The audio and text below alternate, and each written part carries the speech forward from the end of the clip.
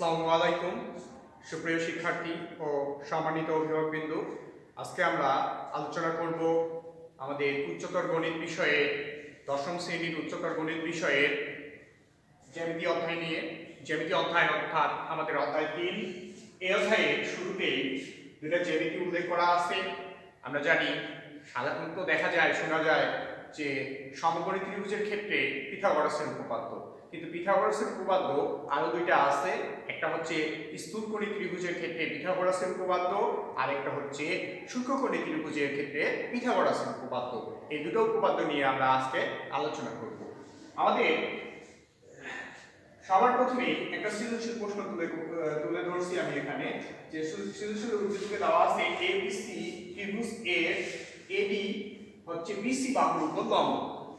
এডি বাহুটা হচ্ছে বিসি বাহুর উপর লম্ব। এই উদ্দীপক নিয়ে আমরা খ এবং গ এর আলোচনা করব। এখন আমরা আলোচনা করতেছি ক নম্বরে। ক নম্বরে হচ্ছে স্থূলকোণী ত্রিভুজের পিথাগোরাসের উপপাদ্যটি লিখো। এখন স্থূলকোণী ত্রিভুজের ক্ষেত্রে পিথাগোরাসের উপপাদ্যটি আমাকে লিখতে হবে পরীক্ষার খাতায়, মনে করো। এখন আমরা কিভাবে লিখব আমরা তো জানি না, তাহলে আগে একটা জানার চেষ্টা করি। সবার প্রথমে এটা জানতে গেলে আমাকে জানতে হবে লম্ব অভিক্ষেপ কি। একটা রেখা, যে কোনো একটা তির্যক রেখা ভূমির সমান রেখার সাথে একটা যে জায়গায় দখল করে থাকে, যে জায়গাটা দখল করে থাকে, এই জায়গাটাকে বলা হচ্ছে লম্ব অভিক্ষেপ।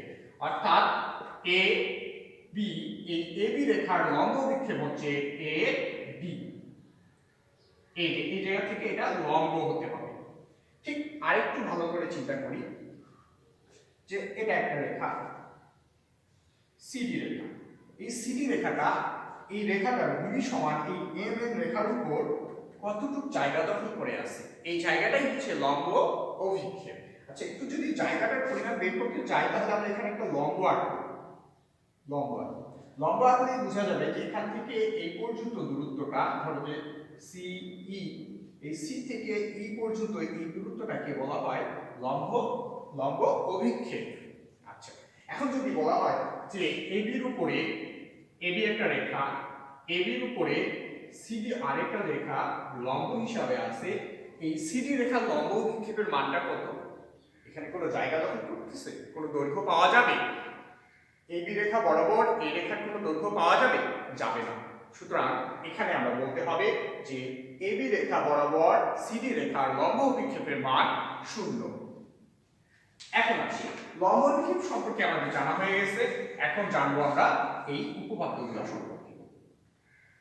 যেহেতু স্থূলকোণী ত্রিভুজের ক্ষেত্রে এটা একটা পিথাগোরাসের উপপাদ্য, তাহলে একটা আগে স্থূলকোণ এঁকে দেবে। ধরে নিলাম এটা একটা স্থূলকোণী ত্রিভুজ, যার এই সি কোণটা হচ্ছে স্থূলকোণ, আর এটা হচ্ছে এ বি বাহু, আর এই কোণটা হচ্ছে সি কোণটা স্থূলকোণ। সবার প্রথমেই বলছে স্থূলকোণী ত্রিভুজের ক্ষেত্রে পিথাগোরাসের উপপাদ্য। স্থূলকোণী ত্রিভুজের স্থূলকোণের বিপরীত বাহু। আচ্ছা, স্থূলকোণটার বিপরীতে যে বাহুটা আছে সেই বাহুটার নাম কি?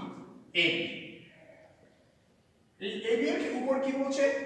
বিপরীত বাহুর উপর অঙ্কিত বর্গের ক্ষেত্রফল। বর্গের ক্ষেত্রফল বলতে বোঝায় স্কয়ার, অর্থাৎ এই বাহুটার উপর স্কয়ার। এই স্কয়ারটা, এটা লেখার পরে একটা কমা চিহ্ন দেব, অর্থাৎ এর মানটা বাকি অবশিষ্ট অংশটার সমান হবে। এই কারণে এখানে একটা কমা লিখতে হবে।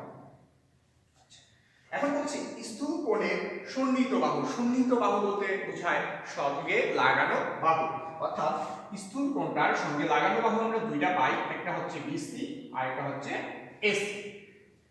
এই স্থূলকোণের সন্নিহিত দুটি বাহুর উপর অঙ্কিত বর্গের ক্ষেত্রফল, তাহলে দুইটা বর্গের ক্ষেত্রফল কি পাবো? একটা হচ্ছে বিসি আর একটা হচ্ছে এসি, তার মানে একটা এসি স্কয়ার যোগ বিসি স্কয়ার। এই এরপরে কি বলছে যে এবং ওই দুই বাহুর যে কোনো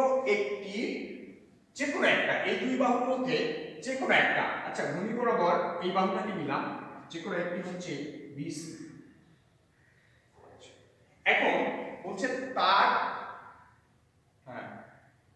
যে কোনো একটি ও তার উপর অপর বাহুর লম্ব অভিক্ষেপ।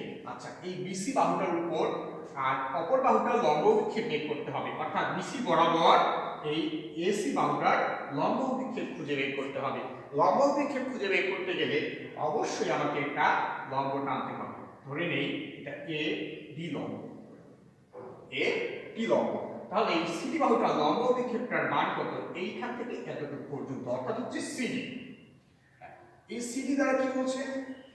এই লম্ব অভিক্ষেপের অন্তর্গত মানে তাদের মধ্যে আয়তক্ষেত্র যদি তৈরি করা হয় এই দুটো বাহু নিয়ে, একটাকে দৈর্ঘ্য আর একটা যদি প্রস্থ ধরি, এই আয়তক্ষেত্রের ক্ষেত্রফলটা কি পাওয়া যাবে?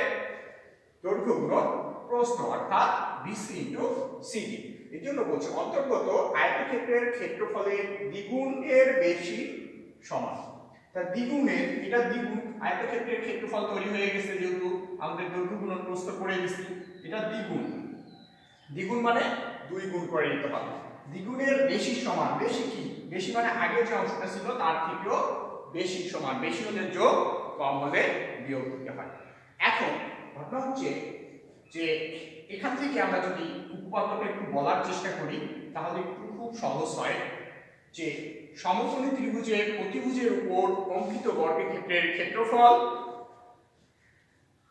সমকোণিত না, স্থূলকোণী ত্রিভুজের বিপরীত বাহুর উপর অঙ্কিত বর্গক্ষেত্রের ক্ষেত্রফল, এই স্থূলকোণের সন্নিহিত বাহুদ্বয়ের উপর অঙ্কিত বর্গক্ষেত্রের ক্ষেত্রফল থেকে এদের যে কোনো একটা বাহু এবং অপর বাহুর লম্ব অভিক্ষেপ এর অন্তর্গত আয়তক্ষেত্রের ক্ষেত্রফলের দ্বিগুণের বেশির সমান।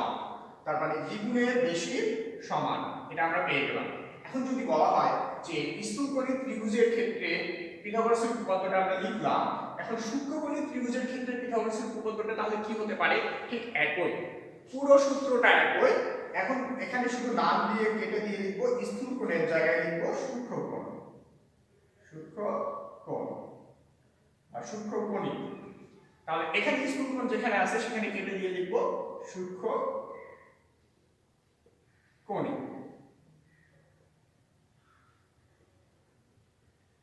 সূক্ষ্মকোণ, এখানে স্থূলকোণের জায়গায় লিখবো সূক্ষ্মকোণ।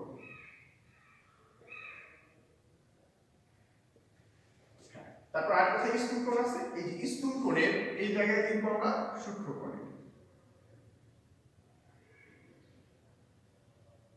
সূক্ষ্মকোণের বিপরীত বাহুর উপর অঙ্কিত বর্গক্ষেত্রের ক্ষেত্রফল, আর কোথাও কোনো স্থূলকোণ লেখা আছে? নাই, সব জায়গায় লেখা আছে যা আগের মতো আছে, ঠিক হুবহু আগের মতো করে আমরা এখানে বসাবো, কিন্তু বেশির জায়গায় লিখবো কম। কি লিখবো? কম। কম বলতে, বেশি বলতে আমরা বুঝাইছি যোগ, তাহলে কম বলতে আমরা কি বুঝাবো এবার? এখানে বুঝাবো বিয়োগ। সেক্ষেত্রে আমাদের সূক্ষ্মকোণী ত্রিভুজের ক্ষেত্রে পিথাগোরাসের উপপাদ্যটা লেখা হয়ে যাবে।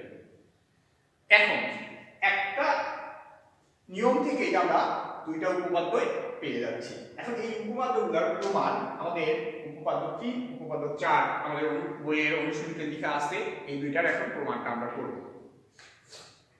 সবার প্রথমেই খ নম্বরে প্রমাণ করার চেষ্টা করব উপরের উদ্দীপক থেকে। উদ্দীপকে বলা হচ্ছে, এখানে বলা আছে যে এবিসি একটা ত্রিভুজ।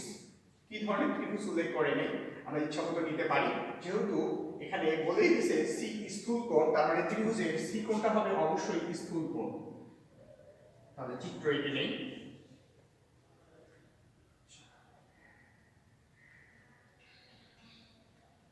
এ বি সি, এই সি কোণটা হবে অবশ্যই স্থূলকোণ। এবং বলছে এডি হচ্ছে বিসি এর উপর লম্ব, তাহলে এ থেকে যদি লম্বটা নিয়ে বিসি রেখাটার উপর, তাহলে লম্বটা দাঁড়াচ্ছে এখানে। তার মানে এই অংশটাকে, সিডি অংশটাকে বলা হচ্ছে এসি এর লম্ব অভিক্ষেপ, কারণ এখানে লম্ব টানা হয়েছে। তাহলে চিত্র আঁকলাম। এখন খ নম্বরের প্রমাণ করলাম। এখানে ত্রিভুজ এ বি সি এর এডি লম্ব বিসি এবং কোণ সি, অর্থাৎ নামটা ভালো করে উল্লেখ করে দিলে আরো ভালো হয়, এ সি বি এটা হচ্ছে স্থূল কোণ। স্থূল কোণ। এখন স্থূল কোণের বিপরীত বাহু এ আমাদের প্রমাণে যেটা বলছে যে প্রমাণ করতে হবে, দেখি প্রমাণ করতে হবে যে কি প্রমাণ করতে হবে, এই লাইনটা AB square AC square BC square 2BC C এটা প্রমাণ করতে হবে। এখানে কোনো অঙ্ক নাই, সরাসরি প্রমাণে আসবো আমরা। প্রমাণ করতে গিয়ে দেখা যাচ্ছে বাম পক্ষে আছে AB স্কয়ার, আমাকে অবশ্যই খুঁজতে হবে AB স্কয়ার যেহেতু বের করব AB বাহু দিয়ে কোনো সমকোণী ত্রিভুজ পাওয়া যায় কি না। দেখো AB বাহু নিয়ে আমরা একটা সমকোণী ত্রিভুজ পাচ্ছি যার নাম হচ্ছে ABD। এই সমকোণী ত্রিভুজের ক্ষেত্রে পিথাগোরাসের উপপাদ্যটা এখানে আমরা ব্যবহার করব। ত্রিভুজ ABD এর কোণ দিকটা 90 ডিগ্রি এখানে, সুতরাং পিথাগোরাসের উপপাদ্য অনুসারে আমরা কি পাবো,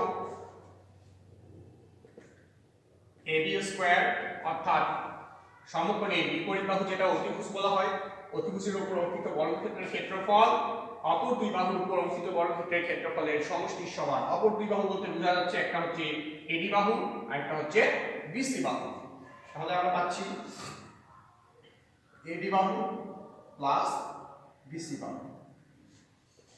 এখানে লিখি যে সমকোণী ত্রিভুজের পিথাগোরাসের উপপাদ্য অনুসারে, সমকোণী ত্রিভুজের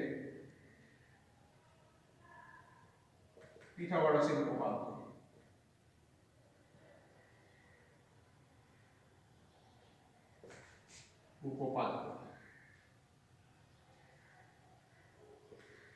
সমকোণী ত্রিভুজের ক্ষেত্রে পিথাগোরাসের উপপাদ্য।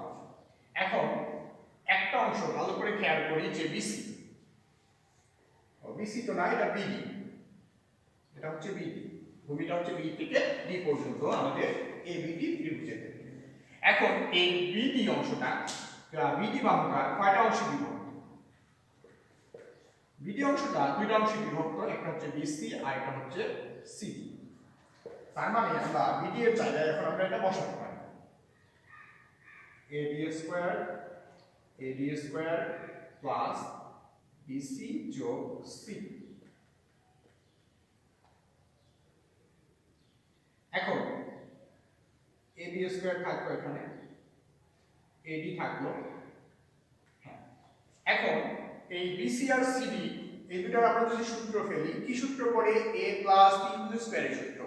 a প্লাস b হোল স্কয়ারের সূত্র হচ্ছে a square plus 2ab plus b square. একটা জিনিস খেয়াল যদি করি আমরা যে আমাদের প্রমাণটা কতটুকু অংশ মিলে গেছে।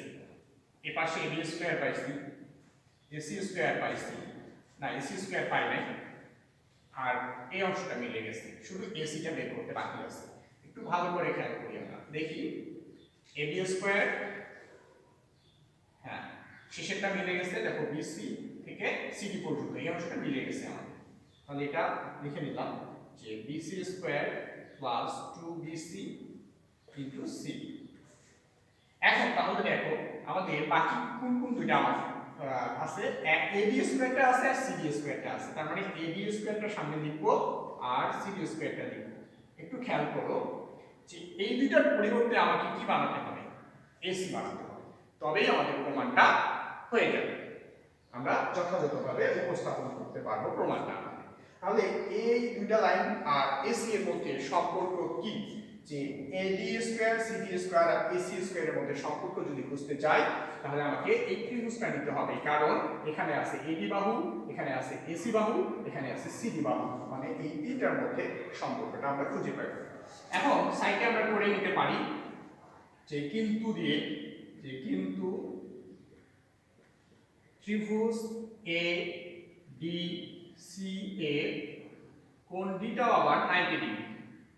তাহলে এখানেও পিথাগোরাসের উপপাদ্য আমরা ব্যবহার করতে পারি। তাহলে পিথাগোরাসের উপপাদ্য এখানে পাচ্ছি আমরা এসি স্কয়ার ইকুয়াল লম্ব এডি স্কয়ার প্লাস ভূমি সিডি স্কয়ার।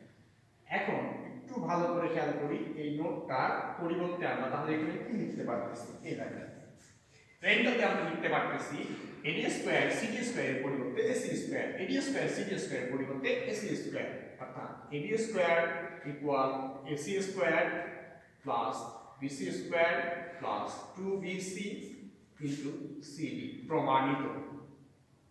অনেক সহজ প্রমাণ, অনেক সহজ প্রমাণ। এরপরে এই প্রমাণটা হয়ে গেল।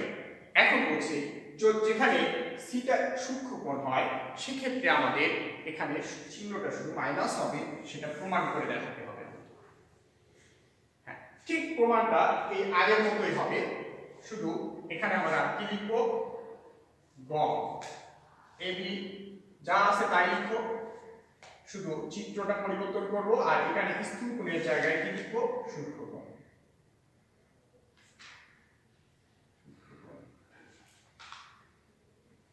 সি যদি এবার সূক্ষ্মকোণ হয়ে থাকে তাহলে আমাদের চিত্রটা কেমন হতে পারে?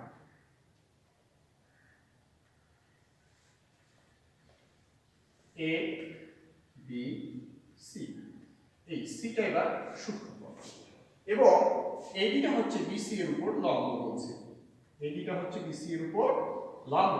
সেক্ষেত্রে আমরা এখন এটা প্রমাণ করে দেখাবো। হ্যাঁ,